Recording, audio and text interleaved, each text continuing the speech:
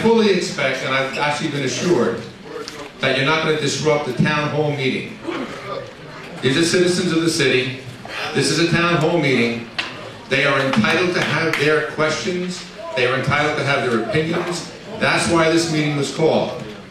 Now wait. Hold on. Let me finish. Hold on. Let me finish. I will shut this meeting down. And that's not going to help anything. 602 days, Mayor! Let him speak. I just want to make a statement that you're right. This is a community town meeting. Right. And they're here for the citizens of Yonkers, and it's not a labor relations meeting. Exactly. We're allowing those people to speak. We're not here to upset them. But they also need to know that you've been going on the air saying we're going to negotiate a fair and equitable contract. I just did it again. That's not what's been going on with our negotiations. Right, one thing.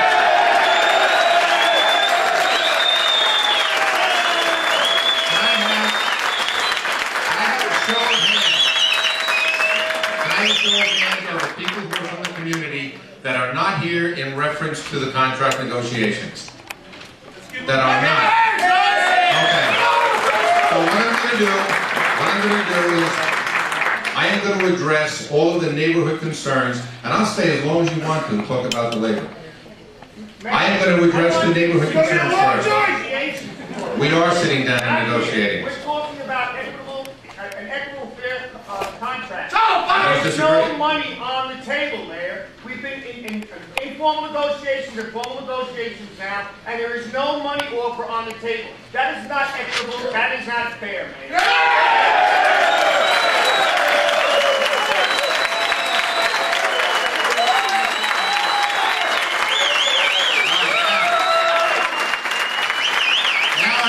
Now I'd like to bring this meeting back to being a community meeting, a town hall meeting. And as I said, if you want to stay around, I'll be happy to stay around with you and we'll talk. If you want to set up a negotiation session, we'll set up a negotiation session, but this is a town hall. Excuse me!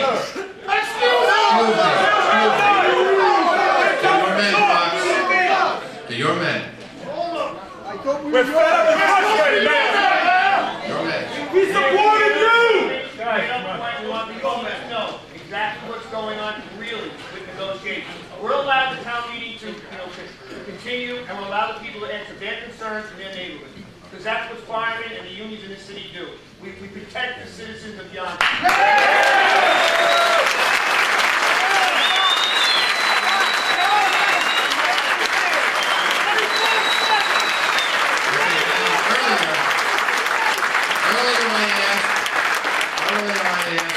How many of you are here for the town hall meeting and not for labor negotiations? You raised your hands. You did. I saw you.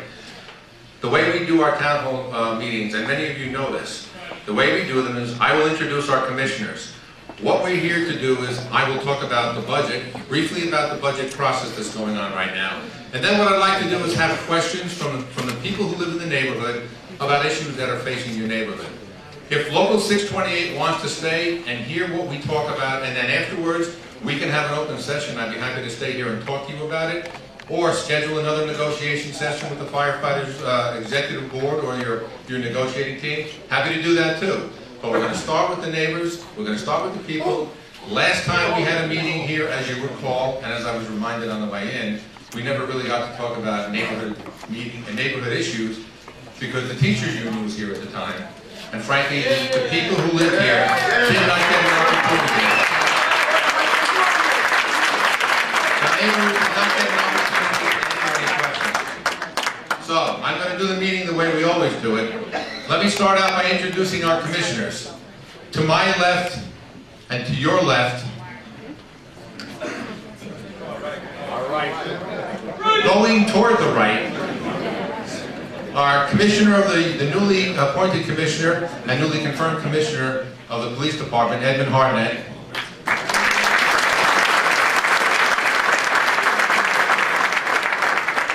Commissioner of the fire department, Tony Pagano.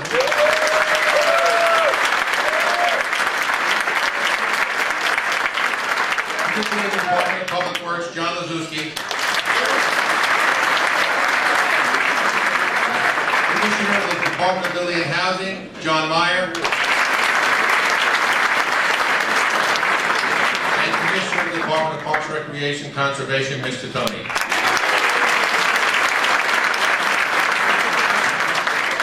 Now what I want, after I do a very brief update on where the budget is and where we are with Albany, then what I'm going to do is I'm going to open it to questions. You can ask any one of our commissioners, you can ask me, or you can ask a question and let every one of us decide who has or which ones have the information to give to you. If we don't have answers for you, if we don't have information for you, we will get back to you. If you don't want to ask a question, write it down. We'll ask it for you. If we don't get to your question, and what we do every meeting is we offer everyone an opportunity to ask the question.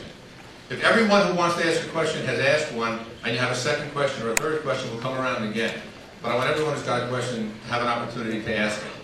So I'm going to start out by just talking about where the budget is right now. As you know, the governor has proposed a new budget, and his budget was proposed on February 1st, and he has 21 days to make amendments to it, and that's just about up. It'll be up on, obviously, on the 21 days after the 1st, it's really up. I don't know if they made accounts for President's Week. It then goes into the legislature. Both the Assembly and the Senate have an opportunity to look at the budget. They have their proposals, and then they negotiate. And it's both the legislative branches and the governor who negotiate this. In all that time, as we have already, and over the course of the next month or so, until April 1st, which is when they adopt the budget, if they adopt it on time, we have the ability to lobby with our elected officials, with the governor, with the leadership of the houses, as well as with all those departments, including their budget departments. Each one has their own budget department, on the changes that we're looking for with respect to ultimately what will become the state's budget. If they adopt on April 1st, we know how much money we're getting from New York State. My budget goes to the City Council on April 15th, and then the City Council has to adopt the budget in June, and then it comes into effect in the beginning of our fiscal year, July 1st. That's when our fiscal year goes, from July 1st to June 30th. The budget that was proposed by Governor Spitzer was one that we felt we were going to get better numbers and better money than we did. And the reason we thought so was because, frankly, he said we were going to be satisfied with the numbers we got. We didn't. What the proposed budget did was increase education funding by a total of about $16 million